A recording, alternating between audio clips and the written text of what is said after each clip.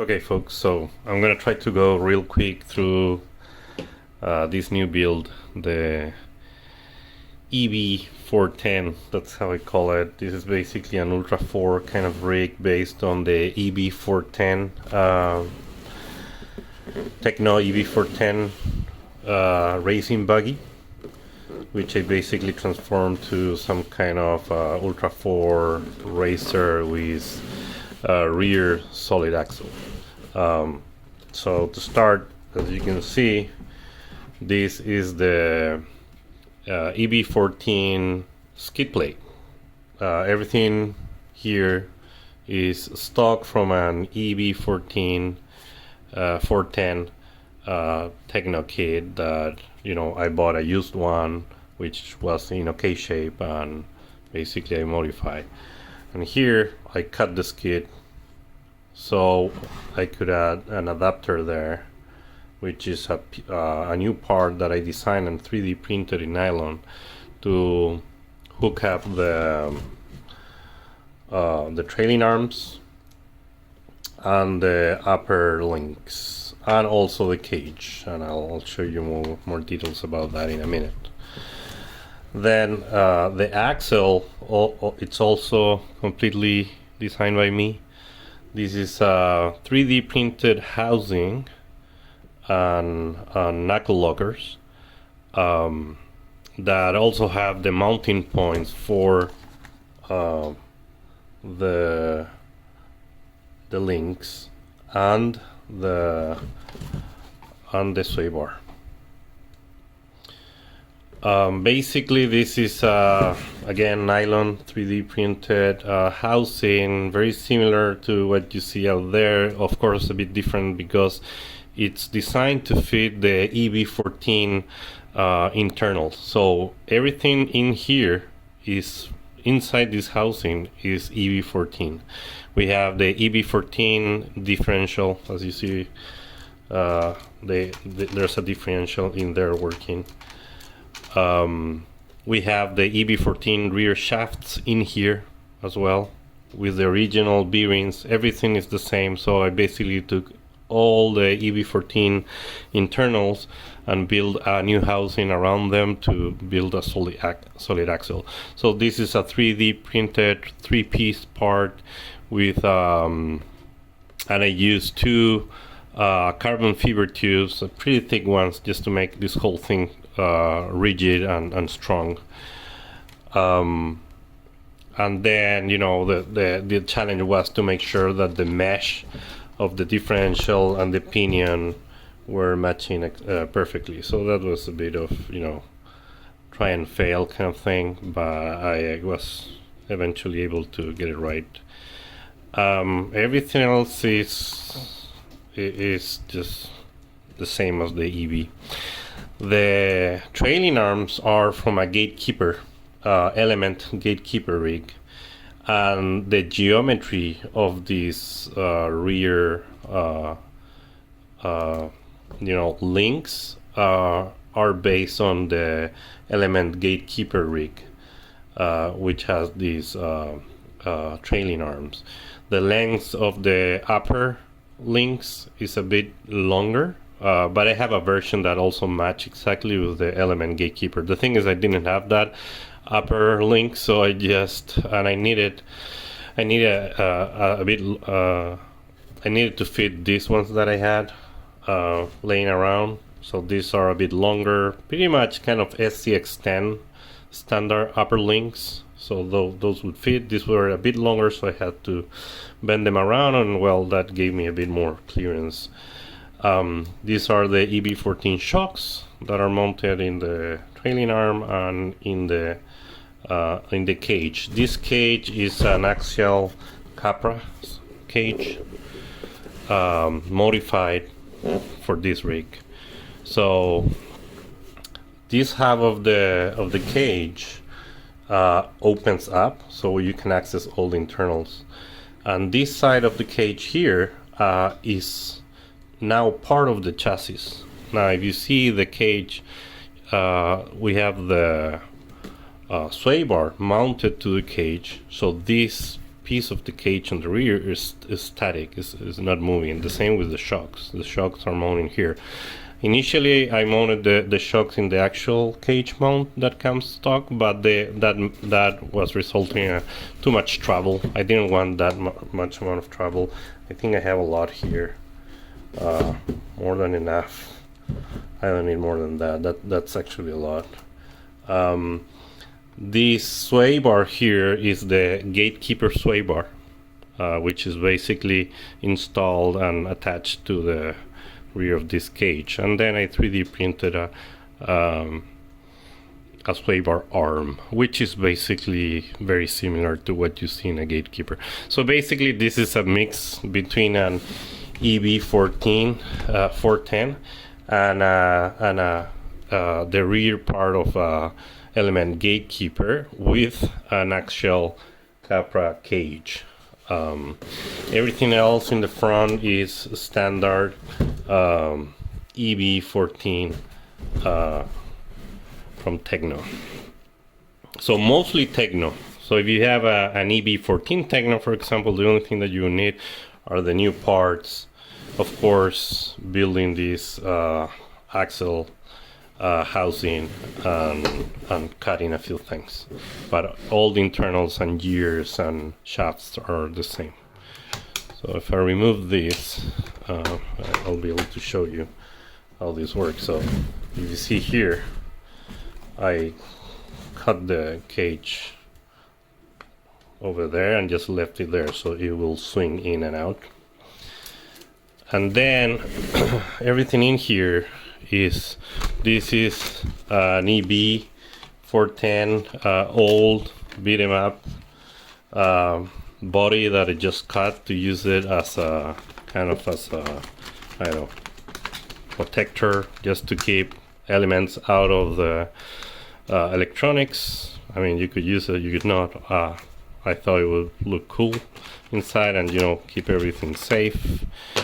And in the inside is just a normal EB410 with, you know, the normal shorty pack battery mount, servo mount, the same motor mount, the same center differential that you see in every EB410. Everything else is stock. I just put these two body mounts here on top. I basically drilled them down in the shock and the front shock tower. And yeah, I mean, I have a mess in terms of cables here and wiring, because I mean, this is a pretty old motor and Hobbywin ESC that I had laying around that I used to use in a touring car. This wiring is a mess. This should be improved. Right here, I use this tray here that came with the cage to put the receiver. Like the antenna is more accessible, I guess, from there. I don't know, just thought it would look cool. Ideally, I would install kind of a waterproof system here. So, and the receiver keeping here sealed, so, you know, I can U4 this rig going through water, rock, and all that without worrying about water. If you see, everything else is, so from here to the front is basically a standard EB410. A few changes, of course, is that we have a drive shaft, a center drive shaft here, typical center drive shaft that you see on axials. This is a bolt on the EB410 pinion, so no problem there. The challenge a bit, and something that I asked in the DB48 group, is how to mount this here. So I end up building that shaft that connect the drive shaft and the output of the differential of the standard EB410 output. And worked pretty well. It's pretty stable. Feels firm. This is the standard differential. I want to lock this because in theory I cannot have a center differential, but something I'm just gonna open and fill it up with some, you know, earplugs or something like that. Then we have this piece here. This plastic piece was custom designed to mount everything up. So this connects the skid of the EB410 with the cage and with the rear links. So this is a full piece that is mounted in the standard screws coming in the EB410 skid. So it uses all those 4 screws there and provides kind of a few mounting points there. It has a few holes here too where you can mount stuff, and 3 holes there to mount like a body or whatever. So I basically designed this other adapter for this cage specifically, so it will hold it up there so it won't move. So if you see, this thing is very steady, it doesn't move at all. This is printed in polycarbonate, so it's pretty tough plastic. It should hold up pretty well. This was printed in nylon, and I built many rigs with nylon based for the link mounting. Usually this holds up really well, and it has a bit of flex, so if you have a really bad landing, usually it takes the beating. I have this other RR410 that I built based on the Tekno short course kit, and I've never broke any 3D printed part. If the right design is used, it works like a charm. That's basically it. I think I'm not missing anything. So we have this 3D printed part. We have the new axle, which is half 3D printed, half carbon fiber tubing, with all the Tekno EB410 internals, and then everything else is just kind of custom depending on, you know, because of the cage that I wanted to use. I like to use this beat 'em up body to protect electronics. I can show you guys how the thing ran as well, real quick. So it has a nasty noise. The ESC is so old. Basically, yeah, normal for a EB410.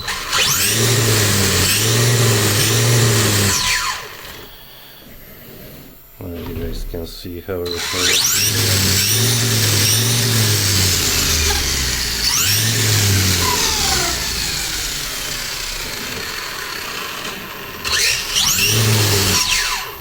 Yep, that's it. It works pretty well. I tested on the street, just, you know, playing around, and I don't know, I couldn't see a huge difference in handling compared to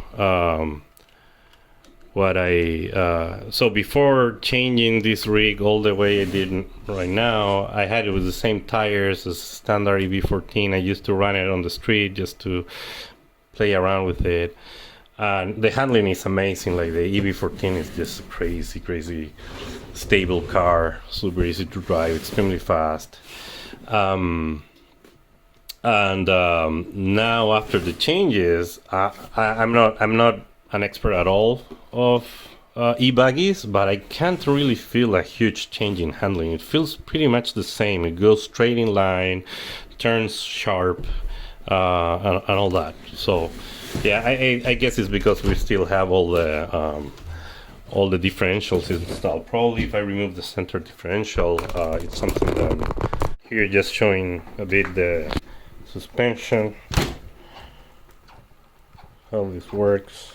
It's very smooth, very similar to how it was before. Actually, just have a bit more travel on the rear, of course, because of this whole new setup. But if you throw it up and let it fall, like, it's pretty nice how, you know, the suspension works. So it works as expected. It will slam the bottom as well. as a normal e-buggy will do if it jumps too high. So yeah, that's it.